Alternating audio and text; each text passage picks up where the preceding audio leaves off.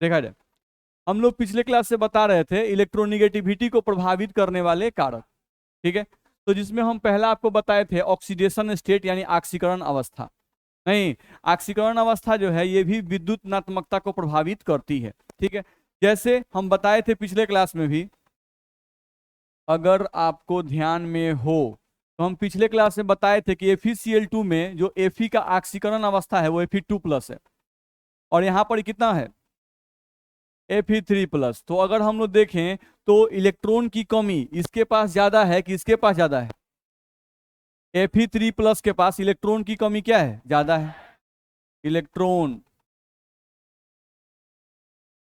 की कमी ज्यादा है, इसके पास इलेक्ट्रॉन की कमी जो है वो ज्यादा है। नहीं, इसके पास इलेक्ट्रॉन की कमी क्या है, कम है। नहीं, ऐसे लिख दिया गया, इसके पास इलेक्ट्रॉन की कमी कम है, ध्यान रखना है। तो जिसके पास इलेक्ट्रॉन की कमी ज्यादा होगी वो आबंधित इलेक्ट्रॉन को ज्यादा ताकत से खींचेगा।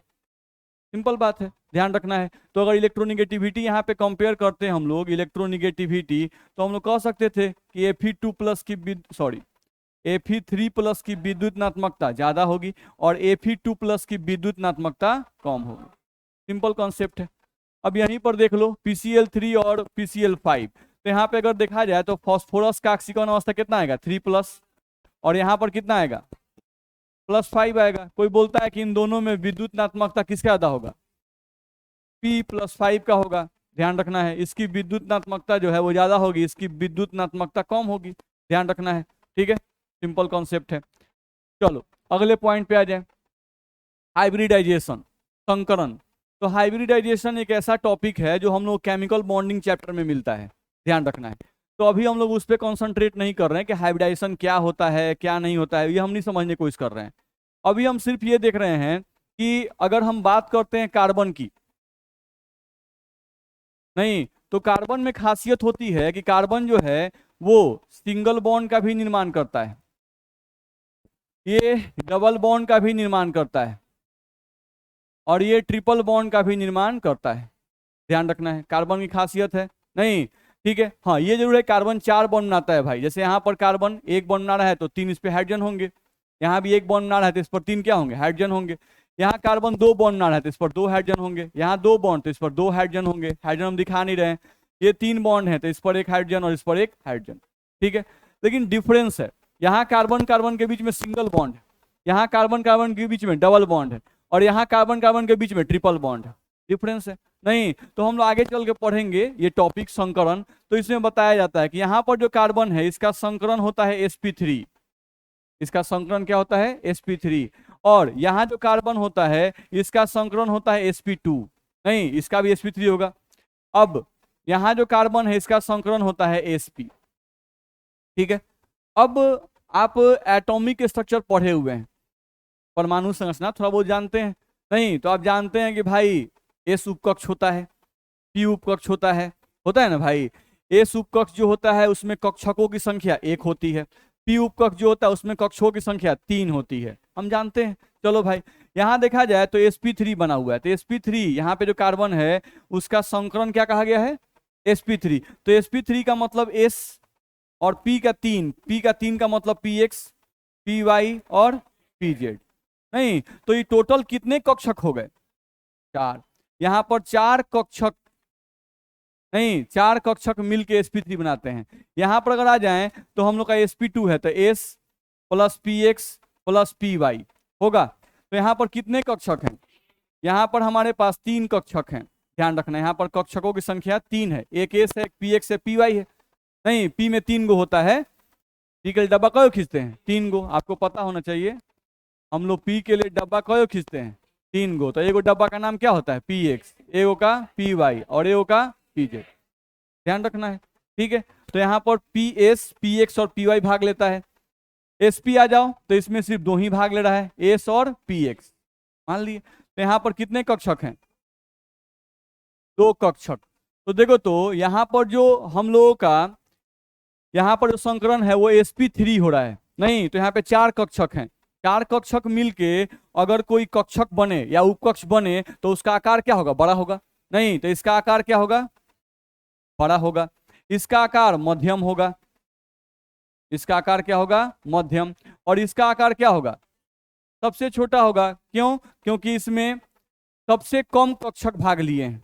इसमें सबसे कम कक्षक भाग लिए हैं और इसमें सबसे ज्यादा कक्षक भाग लिए हैं, तो निश्चित रूप से इसका आकार सबसे बड़ा होगा। ठीक है। अब अगर हम बात करते हैं विद्युत ऋणात्मकता की, नहीं विद्युत ऋणात्मकता की, इलेक्ट्रॉन खींचने की ताकत की, नहीं, तो हम लोग को अच्छे तरीके से जानते हैं कि जैसे जैसे आकार बढ़ता है,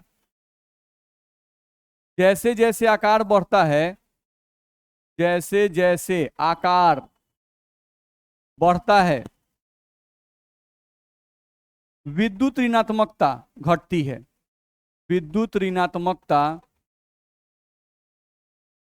विद्युत ऋणात्मकता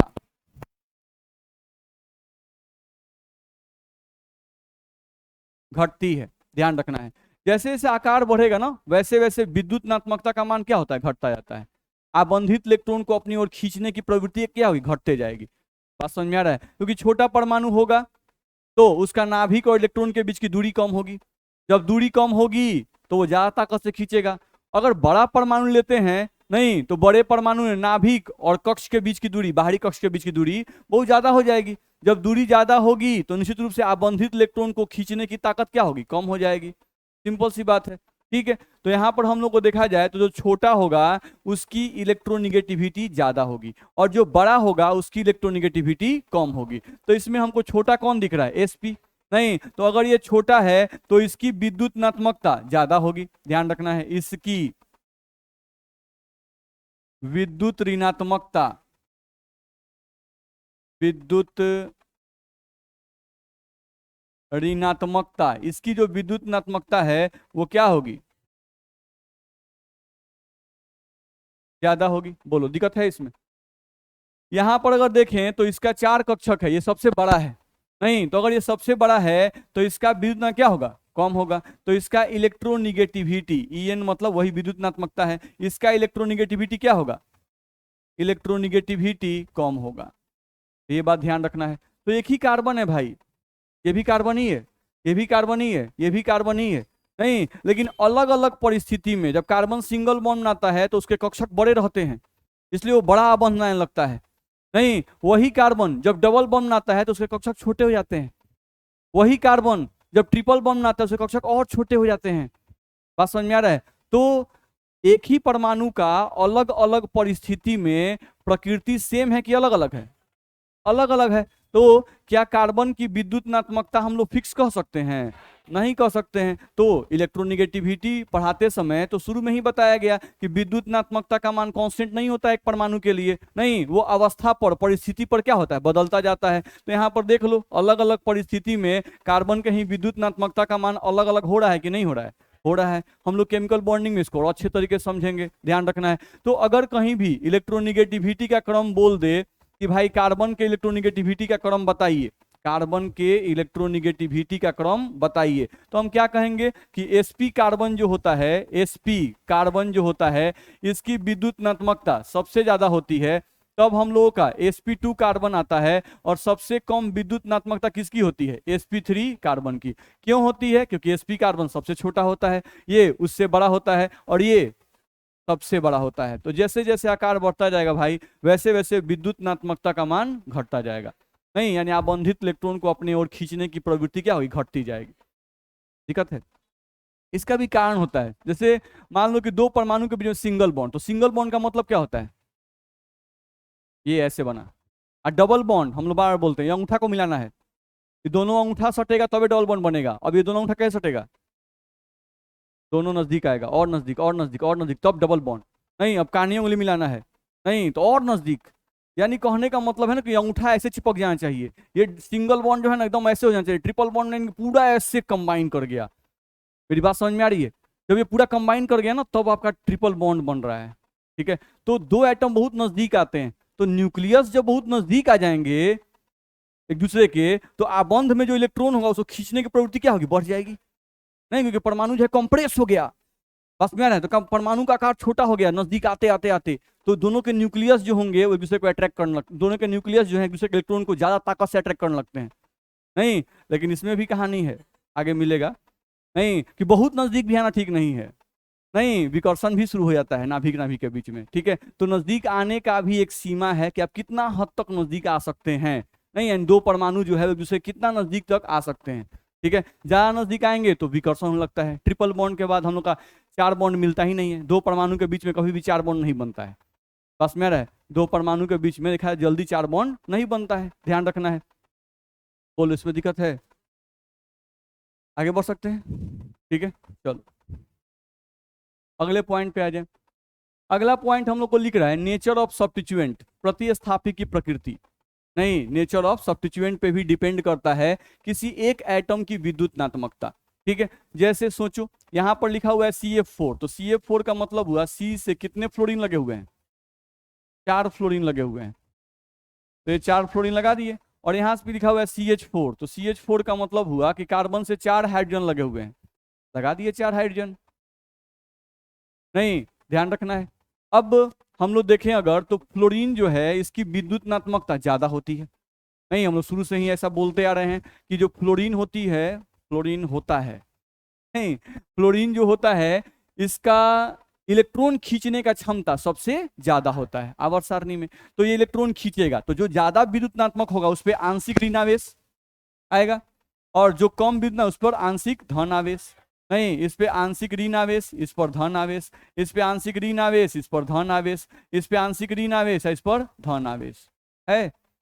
नहीं, तो यहां पर कार्बन पर धन आवेश ज्यादा आ गया ना। नहीं, अब यहाँ पे जो कार्बन है इसको तुम देखो, तो कार्बन और हाइड्रोजन की विद्युतनात्मकता लगभग समान होती है। अगर एकदम माइन्यूटली डिफरेंस देखें तो कार्बन की विद्युतनात्मकता थोड़ी सी ज्यादा होती है और हाइड्रोजन का थोड़ा सा इससे कम होता है। नहीं, इसका लगभग 2.1 होता है, इसका 2.05 होता है। बस में आ रहा है, तो लगभग वैल्यूज क्या होते हैं? सेम होते हैं, ठीक है, कार्बन और हाइड्रोजन का। तो मान लेते हैं अभी कि हाइड्रोजन की विद्युतनात्मकता जो है वो कम है और कार्बन की ज्यादा है, ऐसे दोनों की समान होती है, ठीक है। कौन? ये तो पढ़ेंगे मूलिकन स्केल, पॉली स्केल तब पढ़ेंगे, फ्लोरीन के रिस्पेक्ट में फॉर्मूला हम लोग पढ़ेंगे। बस में रहे, x से minus x b root under delta a b, फिर delta a b bond energy है, वो सब पढ़ना है। अभी कहानी लंबा है, नहीं पढ़ेंगे, इतना जल्दी थोड़ा ना आ जाएगा। अभी कुछ कुछ कुछ कुछ जान जाइए, उसके बाद फिर वही पढ़ लेंगे। चलिए ध्यान दीजिए, वैल्यूज निकालना अभी हम लोग नहीं बताए हैं, वैल्यू निकालना आपको बताया जाएगा। यहाँ ध्यान दीजिए, तो कार्बन और हाइड्रोजन की जो विद्युतनात्मकता है, नहीं, वो लगभग सेम होती है, लेकिन हम ये बोल रहे हैं कि अभी मान लो कि इसकी विद्युत थोड़ा सा कम है और इसकी ज्यादा है। तो अगर इसकी ज्यादा है तो इस पर पार्शियल निगेटिव आएगा, इस पर पॉजिटिव आएगा, इस पर पॉजिटिव आएगा और इस पर निगेटिव आएगा, इस पर पॉजिटिव आएगा और इस पर निगेटिव आएगा, इस पर पॉजिटिव आएगा और इस पर क्या आएगा? निगेटिव आएगा। बोलो ऐसा आएगा कि नहीं आएगा? आएगा। नहीं, तो अब देखो, तो इलेक्ट्रॉन की कमी अगर हम लोग इस कार्बन को देखें और इस कार्बन को देखें, तो इलेक्ट्रॉन की कमी इस कार्बन पर ज्यादा है कि इस कार्बन पर? इस कार्बन पर इलेक्ट्रॉन की कमी ज्यादा है, क्योंकि इस पर प्लस चार्ज ही डेवलप हो गया। नहीं, और इस पर क्या चार्ज डेवलप हो गया? माइनस चार्ज डेवलप हो गया। तो यहाँ जो कार्बन होगा, यहाँ जो कार्बन होगा, इसके पास इलेक्ट्रॉन की कमी ज्यादा है। तो जिस कार्बन के पास इलेक्ट्रॉन की कमी ज्यादा होगी उसकी इलेक्ट्रोनिगेटिविटी का मान क्या होगा? ज्यादा। नहीं, और इस कार्बन पर तो माइनस आ गया, नहीं, यानी इस पर इलेक्ट्रॉन की कमी नहीं है, तो हाइड्रोजन, इन लोग कार्बन जो है वो हाइड्रोजन से इलेक्ट्रॉन खींच रहा है, तो इस पर इलेक्ट्रॉन बढ़ गया। इस पर इलेक्ट्रॉन की कमी है क्या? नहीं, तो यहाँ पर इलेक्ट्रॉन की कमी नहीं है। तो यहाँ पर ये जो कार्बन होगा, इस कार्बन के रिस्पेक्ट में इस कार्बन की विद्युतनात्मकता यानी इलेक्ट्रोनिगेटिविटी क्या होगी? कम होगी। तो देख लो भाई, एक ही कार्बन यहाँ पर है और वही कार्बन यहाँ पर भी है, नहीं, दोनों कार्बन ही है ना भाई। तो दोनों यहाँ पे कार्बन ही है, लेकिन इस कार्बन की विद्युतनात्मकता कम है और इस कार्बन की विद्युतनात्मकता ज्यादा है। ये किस पर निर्भर कर रहा है? तो इनके सराउंडिंग एटम पर। नहीं, यानी इसके जो आसपास में ये जो एटम दिख रहे हैं, फ्लोरीन फ्लोरीन फ्लोरीन फ्लोरीन, यहाँ पे कौन कंबाइन है? हाइड्रोजन। तो एक परमाणु की विद्युत ऋणात्मकता इस बात पर भी निर्भर करती है कि वो परमाणु किस परमाणु के साथ आबंध का निर्माण किया है। दिक्कत है? किसी को परेशानी तो बोलेंगे। आगे बढ़ सकते हैं, ठीक है। ये सब सिंपल कॉन्सेप्ट है, ये हम लोग को ध्यान रखना है। तो नेचर ऑफ सब्स्टिट्यूएंट का मतलब समझ गए ना? आगे बढ़े ना। ये सब लिखना है, हम कहानी खाली समझा रहे हैं, लिखा हुआ है इसमें नहीं, ये सब अपने से लिखना है। बस मेरा इसके पहले वाला कहानी देखिए, इसमें कुछ लिखा हुआ है नहीं, तो इस टर्म को लिखना है, हाइब्रिडाइजेशन टर्म को आपको लिखना है, संकरण। अब संकरण में सर क्या क्या बताए हैं, नहीं सबको ध्यान सुन के लिखना है, ठीक है, कि हाँ भाई जिसका संकरण sp होगा तो sp कार्बन का आकार छोटा हो जाता है, नहीं इसलिए उसकी विद्युत ऋणात्मकता ज्यादा हो जाती है। ये सब लिखना है आपको अपने से बना बना के, हम खाली समझा रहे हैं, ठीक है, ये भी लिखा जाएगा।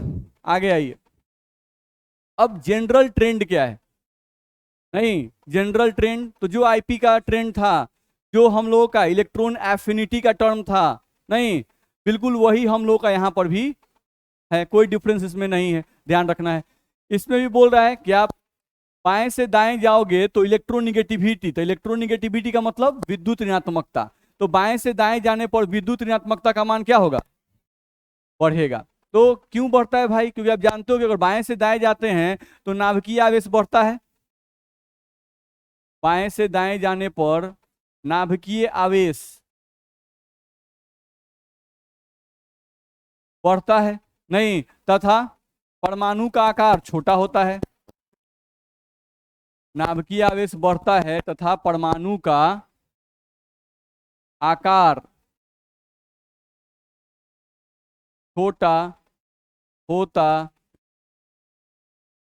जाता है, ध्यान रखना है। तो नाभिकीय आवेश बढ़ता है था, परमाणु का आकार छोटा होता जाएगा, तो आप जानते हो कि नाभिकीय आवेश बढ़ेगा तो भी आकर्षण बल बढ़ता है, नहीं साथ साथ हम लोग का परमाणु का आकार छोटा होगा तो भी आकर्षण बल बढ़ता है। तो इन दोनों कारणों से बाएं से दाएं जाने पर, बाएं से दाएं जाने पर इलेक्ट्रोनिगेटिविटी का मान क्या होगा, बढ़ेगा, ठीक है।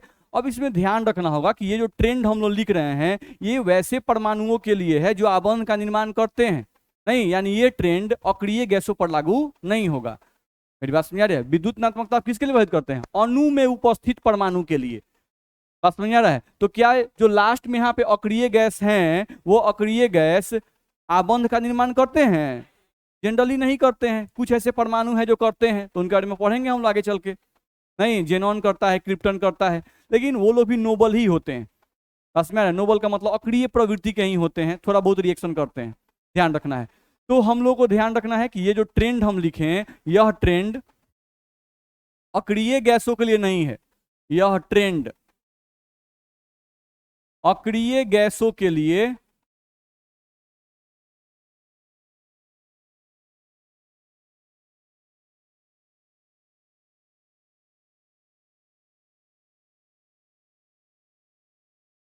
यह ट्रेंड अक्रिय गैसों के लिए नहीं है, चलो समझे। अब ऊपर से नीचे आते हैं तो इलेक्ट्रोनिगेटिविटी का मान क्या होता है, घटता है।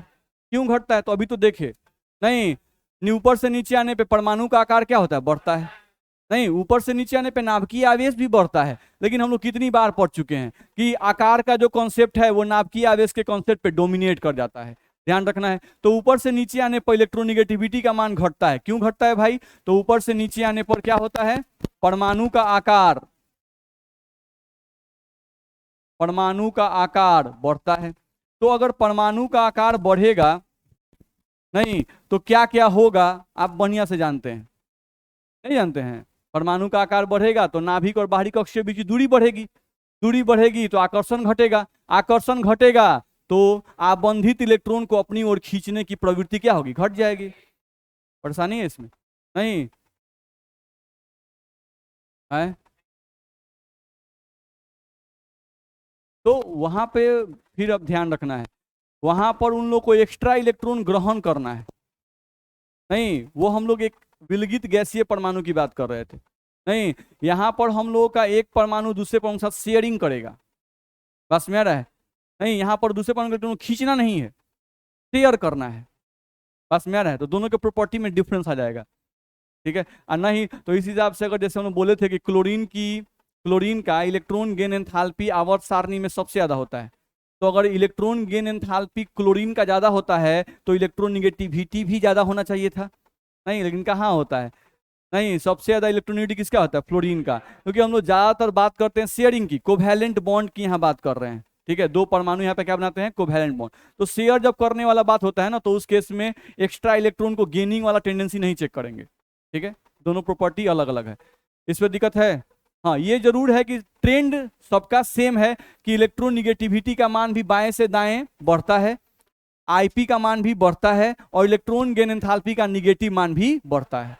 ये बात है, ध्यान रखना है। सेम ऊपर से नीचे आने पर आईपी का मान भी घटता है, नहीं, इलेक्ट्रॉन गेन एंथैल्पी का निगेटिव मान भी घटता है, नहीं, और साथ साथ इलेक्ट्रोनिगेटिविटी यानी विद्युत ऋणात्मकता का मान भी क्या होता है, घटता है। तो बड़ा अच्छा चीज है, एक का ट्रेंड याद किए, सबका ट्रेंड याद है, नहीं, अगर आईपी याद हो गया तो वही इलेक्ट्रॉन गेन एंथैल्पी का भी टर्म वही ट्रेंड होगा। ट्रेंड का मतलब क्रम, ट्रेंड का मतलब क्या होता है, क्रम, नहीं, तो वही उसका भी ट्रेंड होगा और वही हम लोग का विद्युत ऋणात्मकता का भी ट्रेंड वही है। तो अलग अलग दिमाग नहीं लगाना पड़ेगा, नहीं तो बड़ा कंफ्यूजन हो जाता है, किसी में बढ़ता किसी में घटता तो बच्चा कंफ्यूज होता है, लेकिन टेंशन ही नहीं है, एक का क्रम याद कीजिए, सबका क्रम वही है। अब मेन है कि अपवाद याद रखना पड़ता है, तो अपवाद तो ध्यान रखना ही पड़ेगा। चलो, अब जैसे 1A और 2A, हम लोग एस ब्लॉक और पी ब्लॉक की ही मेनली बात करते हैं इलेक्ट्रोनिगेटिविटी की। तो 1A और 2A में देखा जाए तो क्या लिखा हुआ है, नो एक्सेप्शन, नहीं, हम क्या बोल रहे हैं, नो एक्सपेक्शन, नो एक्सेप्शन, यानी 1A और 2A में कोई अपवाद नहीं है। यानी 1A और 2A में आप जब ऊपर से नीचे आओगे, ये तीर कैसे बनाया गया है, ऊपर से नीचे, यानी वर्ग की बात कर रहा है, नहीं, तो 1A और 2A में कोई एक्सेप्शन नहीं है। इसका मतलब है कि अगर आप यहाँ पे हाइड्रोजन लिखते हैं, लिथियम लिखते हैं, सोडियम लिखते हैं, पोटासियम लिखते हैं, रुबिडियम लिखते हैं, सीजियम लिखते हैं, फ्रांसियम नहीं, फ्रांसियम नहीं, रेडियो एक्टिव है, तो इस ट्रेंड में आप समझ सकते हो, इस ट्रेंड में आप समझ सकते हो कि अगर ऊपर से नीचे हम लोग आते हैं, नहीं, तो विद्युत ऋणात्मकता का क्रम क्या होता है, बढ़ता है, घटता है। तो इलेक्ट्रोनिगेटिविटी का जो मान है, इलेक्ट्रोनिगेटिविटी का जो मान है वो क्या होता है, घटता है, नहीं, तो इलेक्ट्रोनिगेटिविटी का मान घटता है, तो इस ट्रेंड में कोई अपवाद नहीं है, नहीं, यानी कि इसमें कोई पूछे कि भाई सबसे कम विद्युत ऋणात्मकता किसका होगा, सीजियम का, सबसे कम, सीजियम जो है इसका सबसे कम इलेक्ट्रोनिगेटिविटी होगा, ध्यान रखना है। और हाइड्रोजन का इलेक्ट्रोनिगेटिविटी क्या होगा, इसमें सबसे ज्यादा होगा, नहीं, तो इसका इलेक्ट्रोनिगेटिविटी सबसे ज्यादा। बोलो, इतना में दिक्कत है, आगे बढ़ सकते हैं। अब दूसरे पॉइंट पे आ जाओ, 2A है तो 2A में भी कोई एक्सेप्शन नहीं है, नहीं, यानी 1A आप लिखे, ये 1A का था ना, ये 1A का है, तो 2A का आप लिख सकते हो, ऐसे अरेंज करके अपना लिख देना है कि उसमें भी कोई अपवाद नहीं है, ध्यान रखना है। चलो, अब हम लोग को 3A में देखते हैं, नहीं, तो 3A में गड़बड़ा गया है काम, ध्यान दें। 3A में देखो तो बोरोन से लेकर अल्युमिनियम तक, बोरोन से लेकर अल्युमिनियम तक इलेक्ट्रोनिगेटिविटी जो है वो घट रहा है, बोरोन से लेके अल्युमिनियम तक। हमको वैल्यू नहीं याद रखना है, बातें याद रखनी है, नहीं, कि 3A में क्या अपवाद है। तो 3A में अपवाद है कि भाई बोरोन से लेके अल्युमिनियम तक घटता है, विद्युत मान घट रहा है, 2 से 1.5 हुआ है, घट गया है। लेकिन एल्युमिनियम से जब हम लोग नीचे आते हैं, एल्युमिनियम से लेकर हम लोग जब Tl तक आते हैं, तो यहाँ पर क्या देखते हैं कि इलेक्ट्रोनिगेटिविटी का जो वैल्यू है वो क्या हो रहा है, बढ़ रहा है। तो 3A में अपवाद है, नहीं, हम लोग को ध्यान रखना होगा, 3A में अपवाद है, 1A 2A में कोई अपवाद नहीं, वर्ग में कोई अपवाद नहीं, ऊपर से नीचे में कोई अपवाद नहीं, लेकिन 3A में हम लोग का अपवाद है। अब इसका भी कारण है, ध्यान रखना है, नहीं, अक्रिय जोड़ी प्रभाव, इनर्ट पेयर इफेक्ट, ध्यान रखना है, जो आपको पी ब्लॉक में मिलेगा पढ़ने के लिए, यहाँ पर उसका डिटेलिंग नहीं किया है, बस मेरा हम लोग अपने चैप्टर में यहाँ पर डाल दिए यहीं पर पी ब्लॉक, लेकिन सॉरी पी ब्लॉक बोल रहे हैं, इनर्ट पेयर इफेक्ट आपके नोट्स में हम डाल दिए हैं, लेकिन हम लोग पढ़ेंगे नहीं, हम लोग पढ़ेंगे पी ब्लॉक के समय। ये हम लोग का विद्युत ऋणात्मकता जो है इसको लास्ट टॉपिक मानेंगे हम लोग पीरियोडिक टेबल का, बस में रहे, जैसे ये हम लोग का टॉपिक खत्म तो चैप्टर खत्म, बस में। अब नोट्स में बहुत सारी एक्स्ट्रा चीजें दी हुई हैं, lattice energy, hydration energy, solubility, inert pair effect, diagonal relationship, बहुत सारा उसमें ऐड कर दिया हुआ है, नहीं, तो हम लोग एक्स्ट्रा चीजों को अभी नहीं पढ़ेंगे, बस में रहे। अब हम लोग नया चैप्टर स्टार्ट करेंगे, केमिकल बॉन्डिंग, इसके बाद है, और वो सब अपने से पढ़ नहीं सकते हैं, अब थोड़ा बहुत तो मेहनत कीजिए। जैसे पुराना वाला पीरियोडिक टेबल, न्यूलैंड का ऑक्टेव नियम क्या है, ठीक है, ऐसे में एक दिन उसको पढ़ा देंगे, सब समझा देंगे, ठीक है, बहुत आसान है। डोबिनियर्स का त्रिक नियम क्या है, न्यूलैंड का ऑक्टेव रूल क्या है, मेंडलीव का रूल क्या है, जूलियस लेथर मेयर कर्व क्या है, सब टॉपिक है, सब तो फेले कर जाना है, नहीं, मेन मॉडर्न पीरियोडिक टेबल है जो टाइम से हम लोग पढ़ रहे हैं, बस में आ रहा है, ठीक है। कौन नहीं, 11th में पढ़ना है। पी ब्लॉक में टोटल हम लोगों के पास 3A से लेकर 8A तक है, 6 हैं, उसमें से 2 ग्रुप हम लोग को पढ़ाया है, 3A और 4A 11th में, बस में आ रहा है। और उसके बाद 5A से लेकर 8A तक को पढ़ाया है क्लास 12th में, बस में आ रहा है। तो हम लोग को जैसे जो पढ़ना है वैसे पढ़ते चलेंगे, ध्यान रखना है। इसमें दिक्कत क्या चीज का? इलेक्ट्रोनिगेटिविटी, अरे सीजियम, अभी तो ट्रेंड देखे, देखो तो बाएं से दाएं जाने पर इलेक्ट्रोनिगेटिविटी का मान क्या होता है?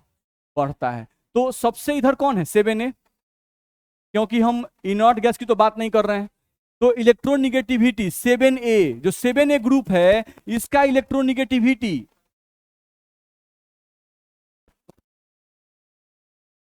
सबसे ज्यादा। चलो पीरियोडिक सबसे इधर कौन है, यानी इसके तत्वों का इलेक्ट्रोनिगेटिविटी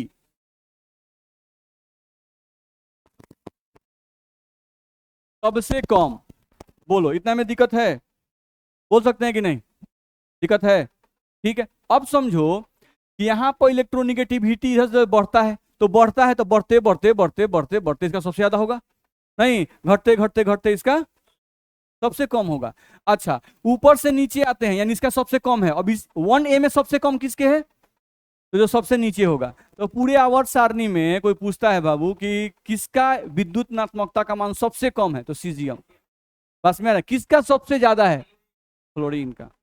बस में आ रहा है, ठीक है। तो लिख सकते हैं आप यहां पर सीजियम CS बराबर मिनिमम, मिनिमम मतलब कम, सबसे कम, minimum electronegativity in whole periodic table, in whole periodic table, पूरे आवर्त सारणी में सबसे कम विद्युत नात्मकता का मान किसका है? सीजियम का।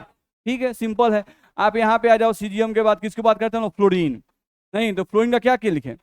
Maximum electronegativity in whole periodic table, in whole periodic table, यानी पूरे आवर्त सारणी में, होल मतलब पूरे, नहीं होल पीरियोडिक टेबल में सबसे ज्यादा किसका होता है? फ्लोरीन का। और सबसे कम किसका होता है? सीजियम का। नहीं, सीजियम का वैल्यू जब देखिएगा ना 0.7 के आसपास में होता है, और फ्लोरीन जो है इसका 4 एज्यूम किया गया है। बोलो दिक्कत है? नहीं, तो ये हम लोग को ध्यान में रखना होगा। बोलो इतना में दिक्कत है? आगे बढ़े, चलो। तो यहां से हम लोग को ये समझ रहे थे, हम लोग एक्सेप्शंस की बात कर रहे थे। तो 1A 2A में तो कोई था नहीं, नहीं 3A में याद रखना ही बड़ा आसान है, बस बोरोन से अल्युमिनियम तक विद्युत नात्मकता का मान बढ़ता है। और उसके बाद क्या होता है? अल्युमिनियम से लेकर TL तक क्या होता है? घटता है, नहीं अच्छा बढ़ता है। मेरा दिमाग कम न चलता है, आप लोग का दिमाग फ्रेश है, नया है, नहीं बस मेरा है, बहुत दिन तक बातों को कैप्चर रखता है। चलिए तो अच्छा बात है, हम खाली गलतियां पढ़ेबे करते हैं। चलिए तो एल्युमिनियम से लेकर TL तक आइएगा तो हम लोगों का इलेक्ट्रोनिगेटिविटी क्या होता है? बढ़ता है। तो ये एक्सेप्शन है जिसको आपको दिमाग में रखना है। कारण क्या है तो हम बस यहाँ हिंट कर लिख दे रहे हैं, नहीं लेकिन उसको पढ़ेंगे हम लोग आगे, ध्यान रखना है। इसमें इसका कारण क्या होता है? Inert pair effect, inert pair effect, अक्रिय जोड़ी प्रभाव या अक्रिय युग्म प्रभाव।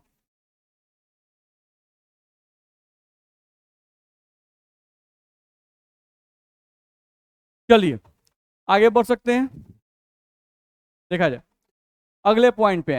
अब ये लिख रहा है कि 4A 5A 6A 7A no exception in group, नहीं हम लोगों का 4A 5A 6A 7A इन सब में कोई भी एक्सेप्शन नहीं है, ध्यान रखना है। लेकिन थोड़ा सा केयर करते हैं, वैल्यूज बुक में दिया है तो लिख के देखते हैं। नहीं जब 4A को हम लोग लिख रहे हैं, 4A को, नहीं तो क्या ध्यान जा रहा है? कार्बन का कितना है? कार्बन का 2.5, उसके नीचे वाले देखो 1.8 1.8 1.8 और 1.9। नहीं तो जनरली बताया गया कि ऊपर से नीचे आने पर इलेक्ट्रोनिगेटिविटी का मान क्या होता है? घटता है, ऐसा बताया गया। तो इलेक्ट्रोनिगेटिविटी का मान जनरली घटता है, नहीं तो यहाँ भी घट ही रहा है। मान लो इन सब का सेम है, लेकिन बढ़ नहीं रहा है भाई, लेकिन बढ़ कहाँ पे रहा है? SN और PB में। नहीं SN और PB में हम लोगों का इसका 1.8 है, इसका कितना होता है? 1.9, ध्यान रखना है, ठीक है। बाकी ये सब सिलिकॉन, जर्मेनियम, SN का वैल्यू क्या है? सेम है, ठीक है। तो उतना केयर नहीं करना है, नहीं कि अब कहाँ पे सेम है कहाँ पर क्या है, नहीं केयर हो पाए तो कीजिए, नहीं भी केयर हो पाए तो कोई दिक्कत नहीं है। बस मेरा है मेन हम लोगों को 3A को ज्यादा केयर कराता है, जब भी बुक में आता है तो बुक में 3A को ज्यादा केयर करने के लिए कहता है, तो उसको हम लोग को जरूर ध्यान रखना है, ठीक है। 4A में आ जाओ, नहीं सॉरी 4A के बाद 5A में आ जाओ, तो देखो तो नाइट्रोजन का 3, 2.1, 2.0, 1.9 और 1.9, क्या यहाँ पर कोई एक्सेप्शन दिख रहा है क्या? कोई एक्सेप्शन नहीं है, बस मेरा है तो यहाँ पर भी कोई एक्सेप्शन नहीं है, नो एक्सेप्शन, यहाँ कोई अपवाद नहीं है। एक्सेप्शन का हिंदी क्या होता है?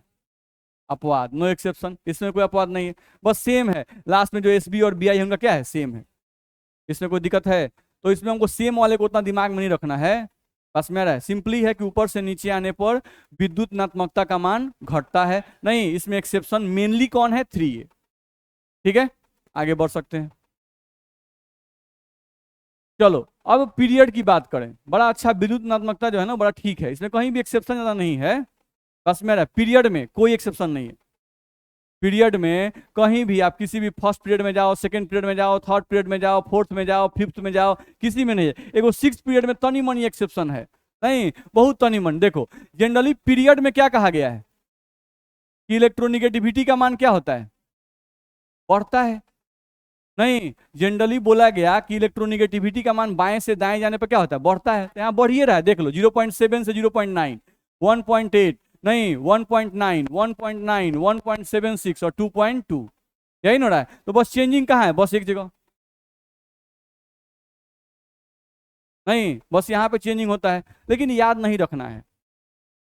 आपको याद हो सके तो याद रखिए, नहीं याद हो सके सब कोई जोड़ी नहीं है, नहीं लेकिन पूरा वैल्यूज देखने पर हमको ये लगा ये बुक में नहीं दिया, मतलब बुक में वैल्यू दे देता है, वही सब एक्सेप्शन पर केयर नहीं करता। एक्सेप्शन कहाँ पे सिर्फ केयर कराता है, 3A, नहीं इन लोगों पे केयर नहीं है। तो इन लोगों से अगर आपको केयर हो सके तो आप केयर रखिएगा, ध्यान रखना है। तो हम लोगों को पीरियड में कहीं भी एक्सेप्शन नहीं है। बस आप आ जाइएगा सिक्स पीरियड में, तो सिक्स पीरियड में बस यहीं पर BI और PO जो है, नहीं ये 5A का है और ये 6A का है, नहीं तो इन्हीं में BI और PO में बस यहां पर बढ़ना चाहिए वैल्यू, लेकिन क्या हो गया, घट गया है, ठीक है। किसी को दिक्कत? तो ओवरऑल ट्रेंड दिमाग में क्या आया, मान लीजिए किसी बच्चे को अपवाद नहीं भी याद रहता है, विद्युत को ध्यान नहीं देना है, नहीं सिंपल ट्रेंड है कि बाएं से दाएं जाने पर विद्युत ऋणात्मकता का मान बढ़ता है, ऊपर से नीचे आने पर घटता है, बस एगो 3A बस याद रखना है और कोई याद नहीं रखना है। किसी को दिक्कत है? चलिए तो ये तो आप पढ़ लिए, आगे बढ़े हम लोग। अब लिख रहा है इलेक्ट्रोनिगेटिविटी के बारे में कुछ महत्वपूर्ण बिंदु, नहीं बिंदुए खाली पढ़ाया जाता है, लेकिन बिंदु के चक्कर में पूरा लाइन पढ़ाने लगता है, नहीं काम घबरा जाता है। देखा जाए ये क्या बोल रहा है कि यदि किसी परमाणु के विद्युत ऋणात्मकता का मान बहुत ज्यादा है, नहीं तो अधात्विक गुण भी क्या होगा, ज्यादा होगा। सही बात है भाई, नहीं हम लोग तो ऐसे भी जानते हैं कि बाएं से दाएं जाते हैं, नहीं तो अधात्विक गुण क्या होता है, बढ़ता है, अधात्विक गुण बढ़ता है, ध्यान रखना है। तो इलेक्ट्रोनिगेटिविटी बढ़ रहा है तो अधात्विक गुण भी बढ़ रहा है, नहीं तो हम लोग जानते हैं मेटल के बारे में, अगर बात करें मेटल यानी कि धातु और बात करें नॉन मेटल की, दोनों में एक खास अंतर है कि मेटल जो होते हैं जनरली इलेक्ट्रॉन का त्याग करते हैं और जो नॉन मेटल होते हैं उनकी प्रवृत्ति होती है इलेक्ट्रॉन को ग्रहण करने की। तो अगर विद्युत ऋणात्मकता ज्यादा तो इसका मतलब आबंधित इलेक्ट्रॉन को खींचने की प्रवृत्ति ज्यादा, नहीं तो इधर अगर देखें आवर्त सारणी में तो इधर तो मेटल्स होते हैं एस ब्लॉक में, नहीं डी ब्लॉक में भी आ जाए तो मेटल्स होते हैं, ध्यान रखना है। और अगर पी ब्लॉक में आ जाए तो उसी में ज्यादातर नॉन मेटल पाए जाते हैं, नहीं रहता है जी, तो इसी में हम लोगों के नॉन मेटल्स रहते हैं, ध्यान रखना है, ठीक है। तो जो नॉन मेटल होते हैं इसी में हम लोग का फ्लोरीन है, इसी में ना फ्लोरीन है, ध्यान रखना है इधर। तो इसकी विद्युत ऋणात्मकता सबसे ज्यादा, यानी कि फ्लोरीन का अधात्विक गुण पूरे आवर्त सारणी में कोई पूछता है कि कौन सा ऐसा परमाणु है जिसका अधात्विक गुण सबसे ज्यादा है, तो अधात्विक गुण सबसे ज्यादा, बोलो बोल सकते हैं कि नहीं, ठीक है।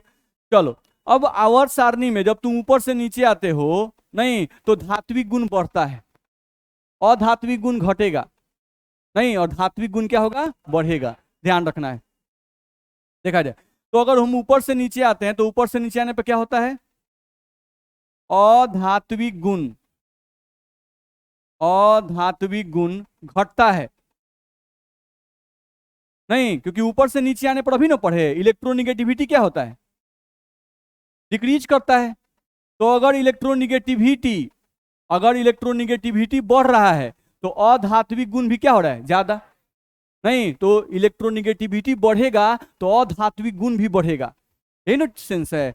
तो इसका मतलब अगर इलेक्ट्रोनिगेटिविटी घटेगा तो अधात्विक गुण भी घटेगा। तो ऊपर से नीचे आने पर इलेक्ट्रोनिगेटिविटी घटता है तो अधात्विक गुण भी क्या होगा, घटेगा।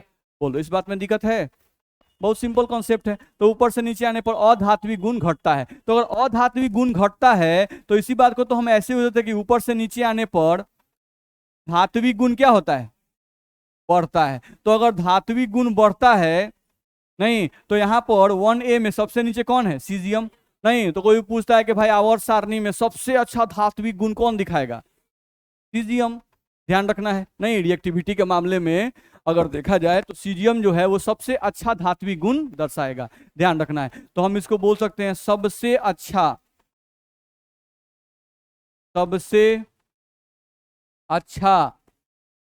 धात्विक गुण, सबसे अच्छा धात्विक गुण क्या करेगा, दर्शाएगा। बोलो, इतना में दिक्कत है? नहीं। तो कोई पूछता है हमसे कि भाई सबसे ज्यादा अधात्विक गुण कौन, तो फ्लोरीन। नहीं, और सबसे ज्यादा धात्विक गुण कौन, सीजियम। सिंपल कॉन्सेप्ट है, ध्यान रखना है।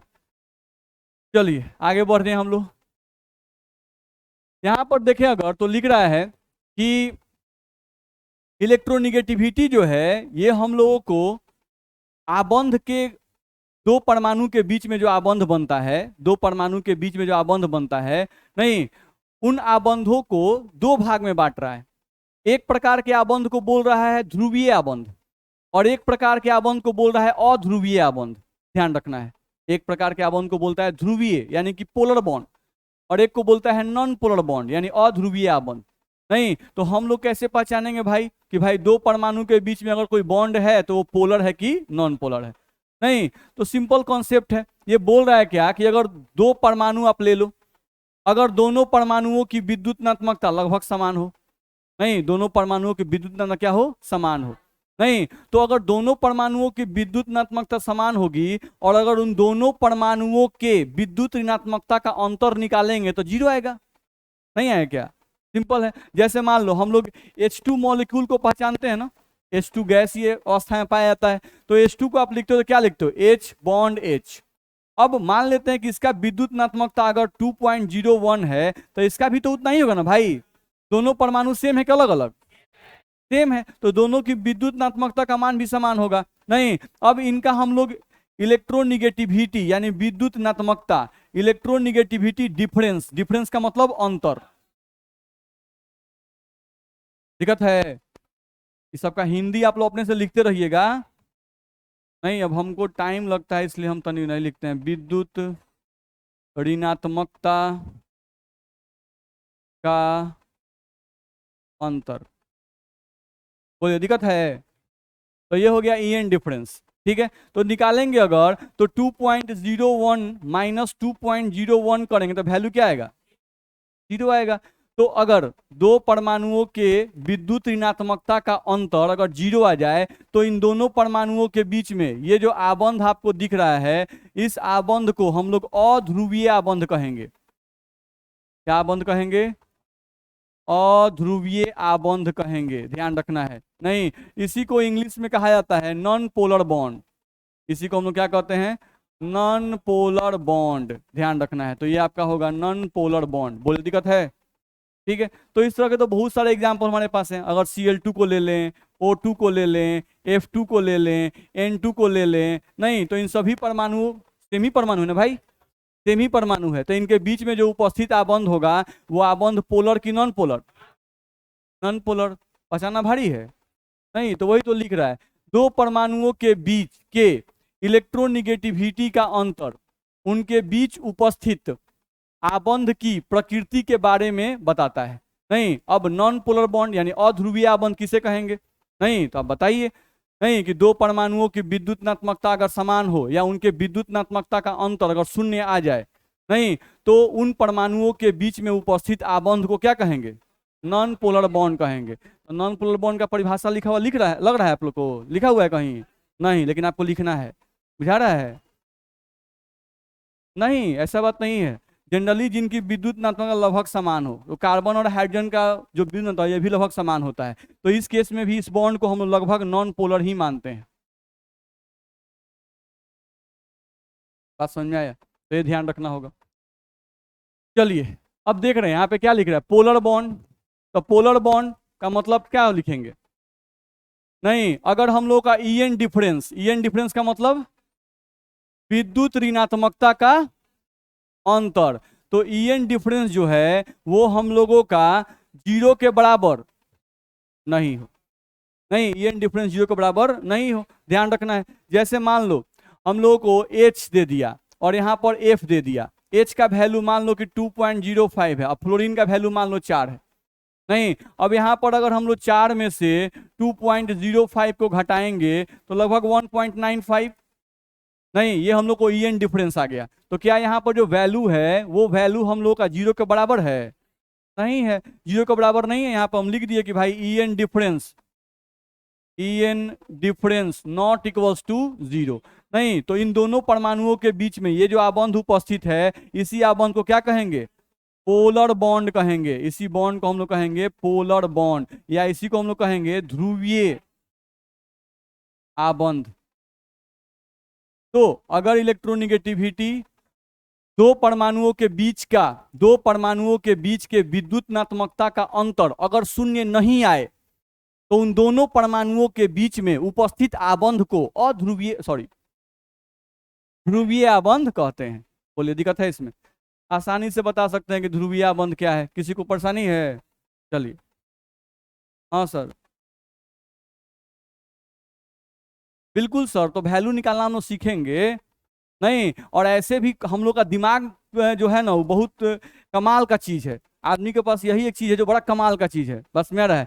ठीक है, तो ये इतना कमाल चीज है ना, हमको लग रहा है कि दोनों परमाणु अलग अलग है। नहीं, तो ज्यादातर जो दो परमाणु अलग अलग है, दोनों का विद्युत नात्मकता अलग अलग होगा, तो इन दोनों के विद्युत नात्मकता का अंतर कहियो 0 नहीं आएगा, चाहे वैल्यू पता हो चाहे नहीं पता हो। एक वो बस वही आता है कार्बन हाइड्रोजन, बाकी कोनो एक्सेप्शन नहीं है। समझ में आ रहा है? नहीं, तो हम लोग को कॉन्सेप्ट लगाना है, वैल्यू पता रहे चाहे मत पता रहे। अब हम आपको लिख दें, आपको वैल्यू नहीं पता है, हम बोल रहे कि बाबू देखो लिखा हुआ है NaCl, ये बताओ इनके विद्युत नात्मकता का अंतर 0 आएगा कि नहीं आएगा? नहीं आएगा भाई। ये सोडियम है, धातु है, ये अधातु है, ये बहुत ज्यादा विद्युतनात्मक होगा, इसकी बिना बहुत कम होगी। भले वैल्यू नहीं पता है, लेकिन पता है कि इनका ईएन डिफरेंस निकालेंगे तो इनका ईएन डिफरेंस जो होगा वो नॉट इक्वल्स टू 0 आएगा। इसके लिए वैल्यू पता होना चाहिए।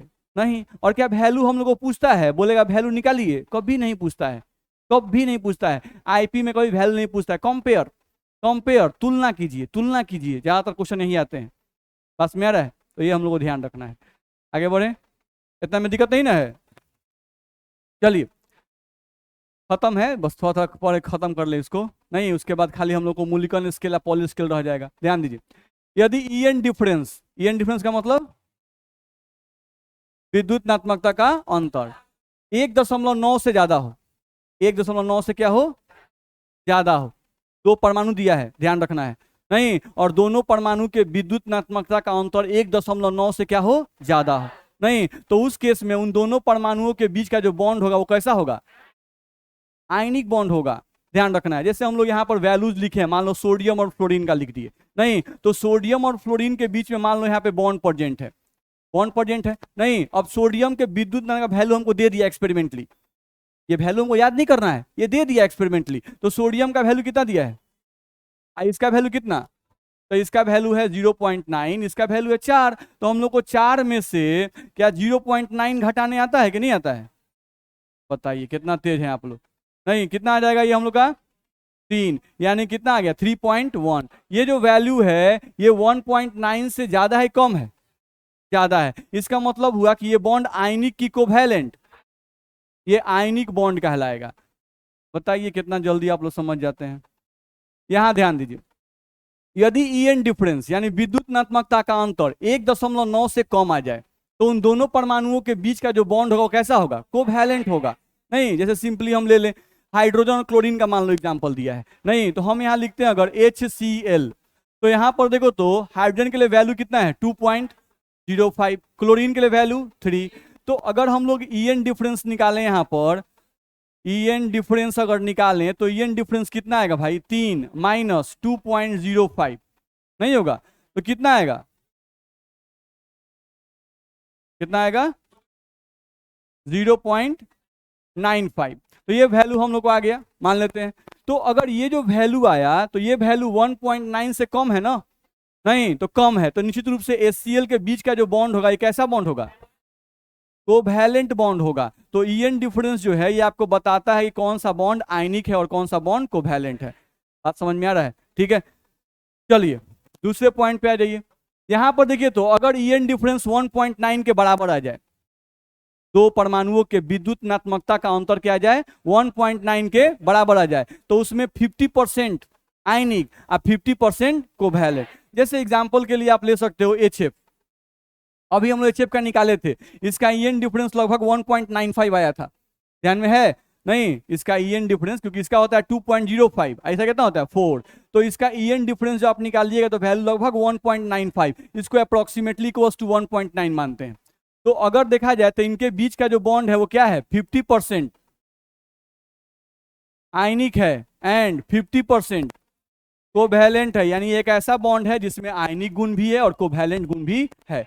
अच्छा ये बात समझो कि हम इसके पहले जो एग्जाम्पल दिए, थोड़ा सा ध्यान समझेंगे, इसके पहले जो हम एग्जाम्पल दिए उन सभी एग्जाम्पल में हम लोग जैसे NaF का एग्जाम्पल दिए थे, नहीं तो NaF जो था NaF जो था उसको तुम ध्यान से देखो तो कितना है 3.10, 1.9 से क्या है ज्यादा है, इसलिए इस बॉन्ड तुम क्या कह दिए आयनिक। लेकिन ये केयर करना है कि ये 100% आयनिक नहीं है, इसको आयनिक बॉन्ड इसलिए बोल रहे हैं ना क्योंकि हम क्या बोले कोई भी आदमी टोटली शरीफ नहीं होता है, उसमें बदमाशी वाला गुण भी है शरीफी वाला गुण भी है। अब शरीफी वाला गुण 80% है, अब बदमाशी वाला गुण 20% है, तो एक्चुअली उस आदमी को क्या कहा जाएगा शरीफ की बदमाश, शरीफ कितना आप लोग समझदार हैं, नहीं तो यहाँ पर अगर हम लोग NaF लिखते हैं तो NaF के बीच में उपस्थित बॉन्ड को अगर हम आयनिक कह रहे हैं इसका मतलब हुआ कि ये 80% के आसपास में आयनिक होगा, नहीं और इसमें कोवैलेंट कैरेक्टर क्या होगा कम होगा, इसीलिए इसको आयनिक बोल रहे हैं।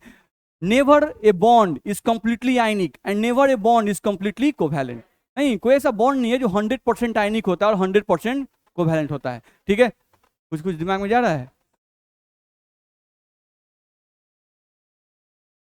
चलिए ये ऐसे ही फालतू का चीज है, नहीं लिखा हुआ है जैसे ये दिखा रहा है ना, देखिए ये दिखा रहा है कि अगर EN डिफरेंस 0.6 है, यानी दो परमाणुओं के बीच के विद्युत नात्मकता का वैल्यू कितना है 0.6 है, तो उसमें आयनिक कैरेक्टर कितना होगा 10, नहीं अगर 0.8 है तब कितना होगा 15, 1.2 है तब कितना होगा 30, 1.9 हो तब कितना है ना। अब सोचो कि जिसके पास EN डिफरेंस 0.6 होगा उसमें आयनिक कैरेक्टर यानी उस बॉन्ड का आयनिक गुण कितना है मात्र 10%, नहीं यानी कि 90% उसमें कोवैलेंट गुण है, तो उस बॉन्ड को क्या कहेंगे कोवैलेंट कहेंगे, ध्यान रखना है। और जैसे जैसे EN डिफरेंस बढ़ता गया, देख लो EN डिफरेंस हो गया 2.2 70%, ये देखो 3.2, तो यानी जो हम लोग NaF ले रहे थे वो 90+ है, नहीं ले रहे थे उसमें 3 पॉइंट समथिंग आया था, नहीं तो वो 90+, उसमें आयनिक कैरेक्टर क्या है 90% से ज्यादा है। बोलो दिक्कत है, मतलब ये समझने के लिए डाला गया है, ये सब याद नहीं करना है, बस आपको समझना रहना है, ठीक है। ये सब भी आप समझते हैं। चलिए अब एक बड़ा सिंपल सा चीज लिखा हुआ है, ये भी आप समझते हैं अच्छा ऐसा कोई चीज है जो आप नहीं समझते हैं बताइए, आप सब समझते हैं, बस हम लोग क्या करते हैं आपके दिमाग पर से पर्दा उठा देते हैं, आपको सब पता है, आप तो महाज्ञानी हैं, नहीं हम लोग खाली उस दिमाग पर से पर्दा उठा देते हैं, तो अच्छा हाँ ठीक है, तो हम लोग तो सेवक हैं आप लोग का पर्दा ऐसे उठा देने वाला, पर्दा उठा दीजिए आप लोग का दिखाई दे दिया, बस समझ में आ रहा है, तो आप सब समझ गए। अब उसी में बहुत गधा है कि पर्दे पर बैठ गया है, नहीं सर कितनों दम ला के उठा रहे हैं, नहीं लेकिन अपने बैठा हुआ है, बस में अड्ढे उठाने की कोशिश करें तो और उसको दाबे हुए है, नहीं उठ पाएगा, बस में ना पर्दा से साइड रहना है, ठीक है, तो दिखाई देगा। यहाँ पर बस ध्यान दे, खत्म हो गया। यहाँ पे बोल रहा है कि किसी एक वर्ग में दो परमाणुओं के बीच En का अंतर जितना ज्यादा होगा वह अणु उतना ही ज्यादा अस्थाई होगा। देखो यहां पर देखो दो परमाणुओं के बीच में अंतर कितना है? अच्छा HI का देखो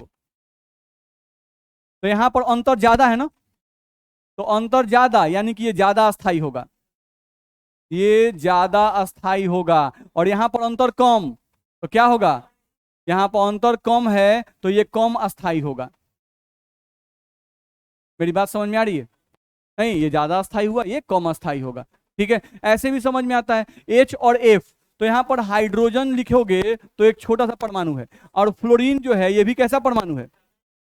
छोटा परमाणु है। तो इन दोनों के नाभिकों के बीच की दूरी बहुत कम है, तो इनके आबंध की लंबाई छोटी है।